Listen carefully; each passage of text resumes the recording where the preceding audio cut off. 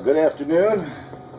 We're here at Health Haven 2, and we're going to do an ear candle today. I'm going to demonstrate how this works. Usually I use a paraffin candle, and I like to use a paper plate and one of these kind of barrel pens you get at your local bank drive-through. And what I do is I puncture a hole through the plate about the diameter of the candle, and then insert the pointy end of the candle into the plate, just so about an inch to an inch and a half down into the plate.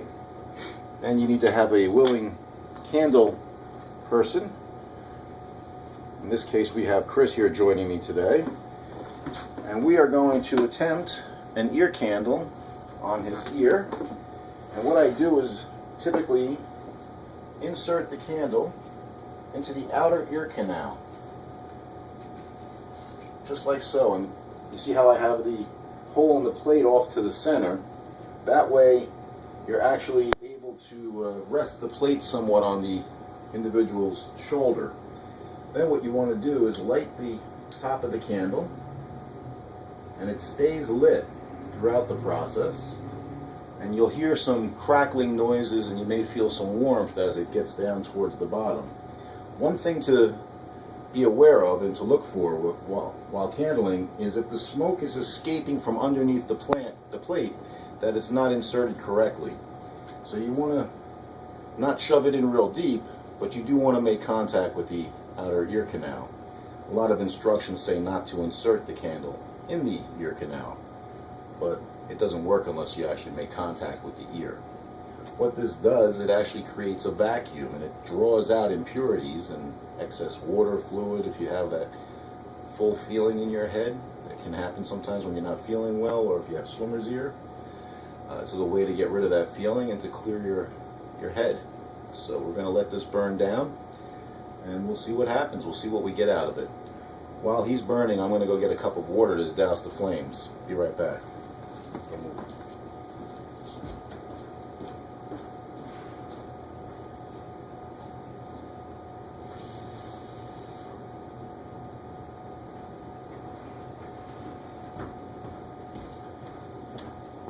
Comfortable, sir?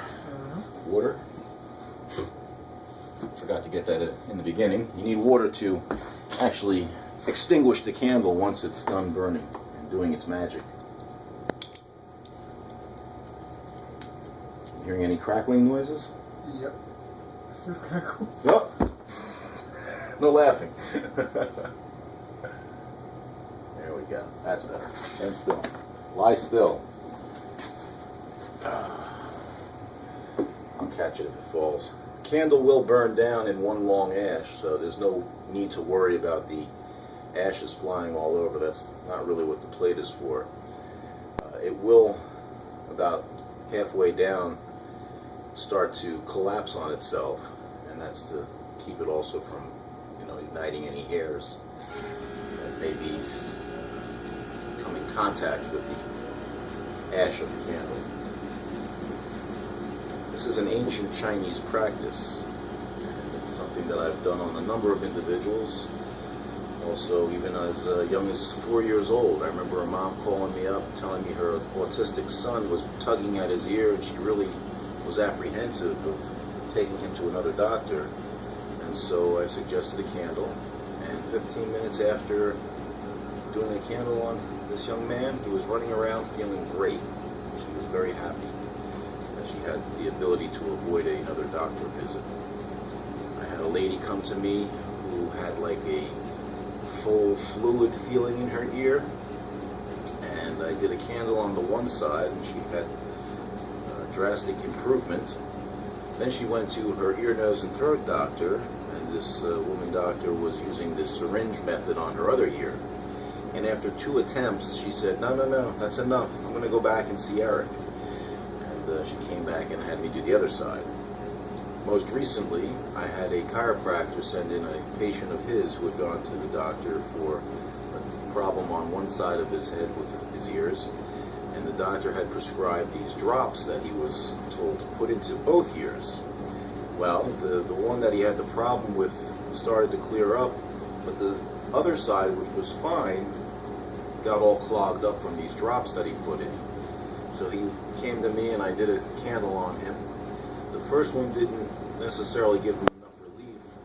So he had also brought an essential oil with him that he purchased called Thieves. So I spritzed him with a couple of shots of that, and he tried another candle, and his wife came back to tell me that he did see some improvement afterwards and now is doing fine. But she was most impressed with the caring and compassion that I showed her husband in this time. He was pretty upset over the loss of hearing that he had experienced in that side. So it's a very safe method of helping to clear out impurities and excess earwax. Also, you can, like I said, get that, you have swimmer's ear, you got fluid in the back of the eardrum there that you can't seem to get out. This is a way to do so. One thing I always caution people not to do is use Q-tips. Q-tips are one of the worst things you can put into your ear. And you can cause a lot of damage by doing so.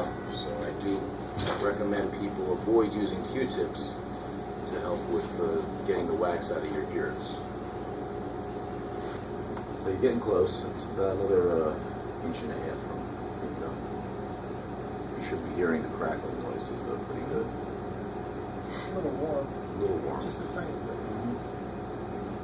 The ash on your forehead, don't worry about that. I won't Right off. What the heck is that? Get a tattoo? Burning nicely, though. So the plate's supposed to catch the ashes. In this case, that's flown around a little bit. It's alright, you can take it. It's tough.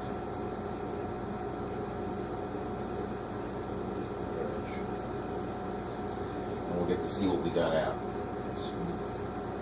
Let me get the scissors.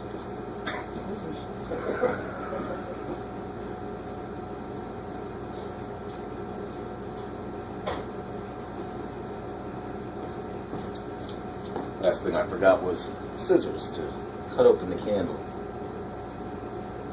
That's optional, of course. It should be good because I've never done this before. It's 24 years of buildup. Yeah. A lot of toxins we're pulling out. Getting down there. So now what I do, get my cup of water. I remove the candle from the ear. As you can see, it's still burning. Pull it out of the plate and douse it in the cup of water. Just relax, don't get up here. Then I take the scissors and I'm going to cut off the ash.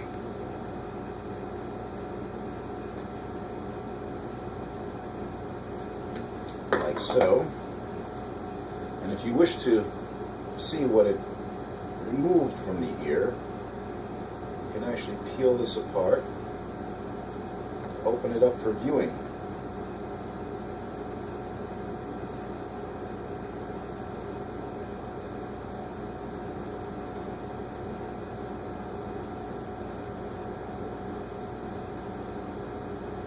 Now, a lot of people mistake the reddish orange material as being stuff they remove from their ears, and they say, oh wow, see that reddish orange? That's actually the candle. It's the more blondish granular stuff, which I'm getting on my fingers, which is what we've drawn out of the ear. See that or not? There's some really chunks of blondish, earwaxy looking stuff in there. For our viewers at home, I don't know if you can see this good or not, but that's some of the granules that are out of the ear. And after the client relaxes for a few minutes, then you could have them roll over onto the other side and do the other side as well. Well, hope you enjoyed our demonstration today, and thank you for watching. In good health.